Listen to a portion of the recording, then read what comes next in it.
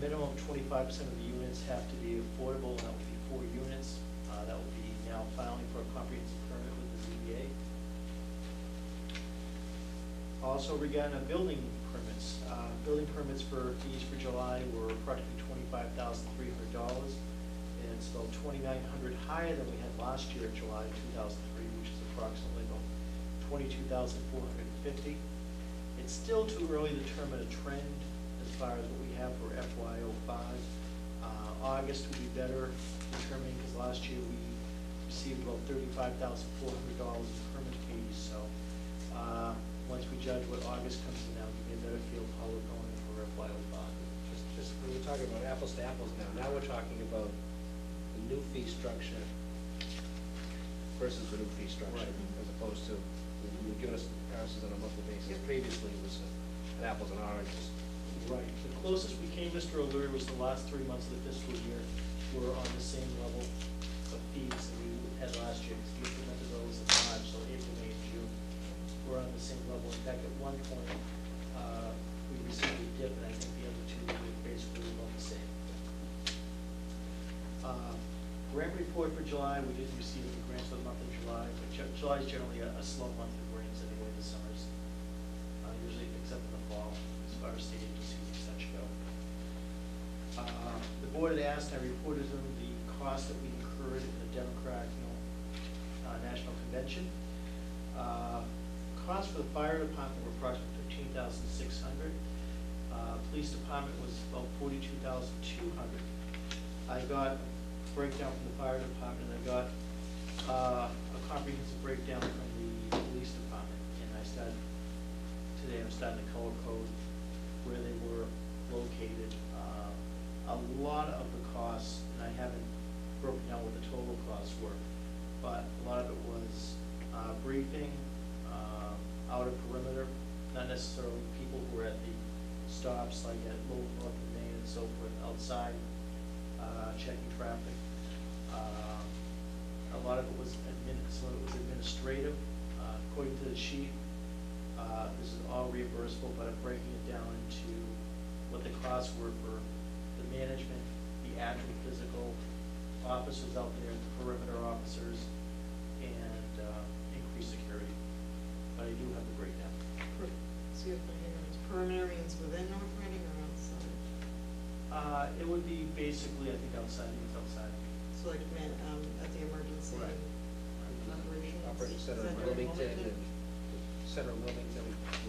Can we see a breakdown on that one? Oh yes, I was just working on basically the main areas that they were hitting as far as manpower on a daily basis were the Washington Street Bridge, Park Street Bridge, Park and Main, Winter and Main, various portions of Park Street. Do we know about reimbursements and the level of reimbursements? According to the chief, we're getting full reimbursement, part of it from NEMLAC. Because we had officers at NEMLAC that were sent down, right, and the rest is, they're confident, both me and the fire chief, of receiving reimbursement on that. For the entire amount? Yes. Would be a good thing.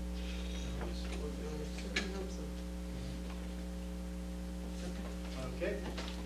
Next, as we go along in the police station, as the board knows, town council actually, to us specifically, and then in a general statement to all their municipal clients, have come out with a full report on Chapter 193 of the Acts of 204, which is the Construction Reform Act. The concern to town of North Reading, specifically the police station, was whether we would have to hire a project manager, which would have increased the cost not budgeted to the program. Since we went up with design services prior to this act, town council has opined that we do not need to have a project manager on this. So as the board has seen, there is no article presented to the board of selectmen for additional funds for the project.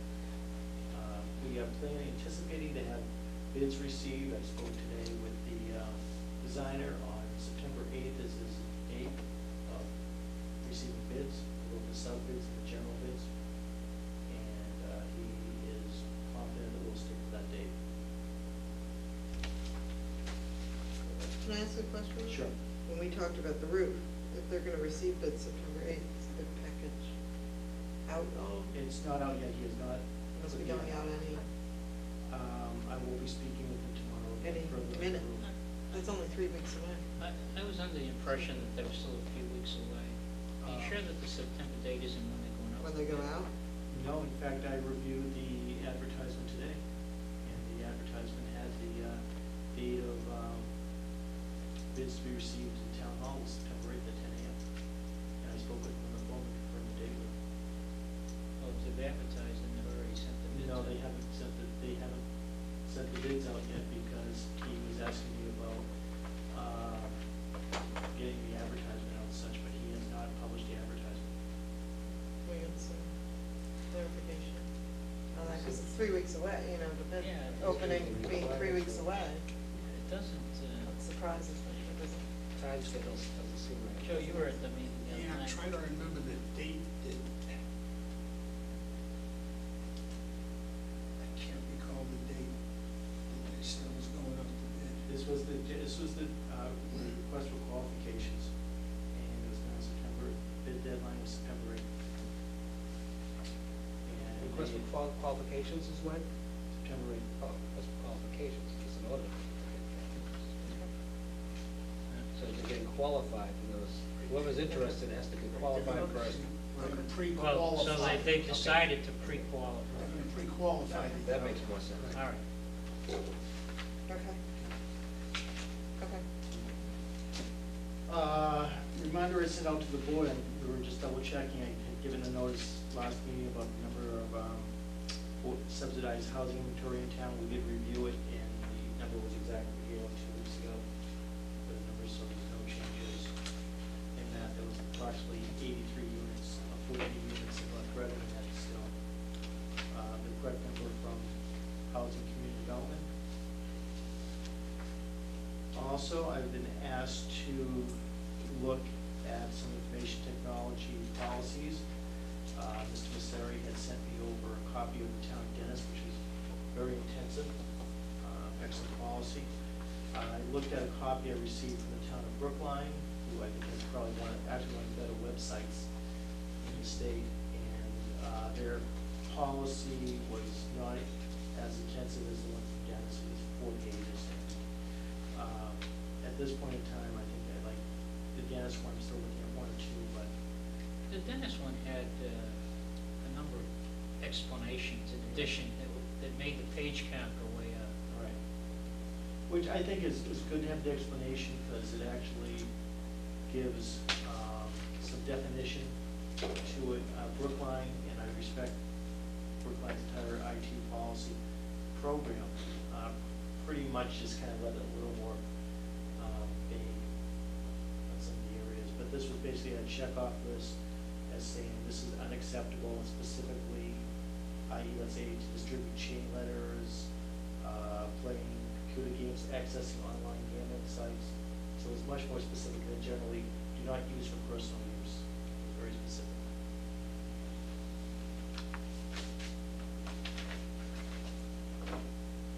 You all set, Mr. Yes, I am. And right here, and it should write it. Okay, fine. All set. Okay, moving on to old and new business. Would you like to start, Mr. Booth? Yes, I actually have one today, Madam Chair. Excellent start, Mr. Bean. Start and finish, good job. How's that? Mr. Callaghan. Yeah, Thursday, this Thursday, the Solid Waste Committee Yes. is be meeting here. Is it in this room? I believe so. Okay, assume I so. know it's at 6:30, I think it's in this room also, Right. but it is down in this building, in the town hall anyways. And this will be our second meeting, and I think we'll be doing some organizing of the board or the committee at that point. And it's open to the public. People have ideas, come on down, share them with us. And there's still one open citizen seat. That's right. Anybody that's out there that wants to be in on the planning of the solid waste, and whether it's a pay-as-you-throw or the current fee that we pay, or some other idea that you have, let us know. We we have room for one more person, one more citizen on the board, or if you just want to come down and offer your opinions without becoming a member of the board, that would also be welcome. So that's this Thursday at 6:30. Second thing I have this evening is the last week at the Historic District Commission meeting, the talk of the report being generated in anticipation of a warrant article for April town meeting of removing the building out of the district. A discussion was brought up in regards to the planning of doing the report and so forth.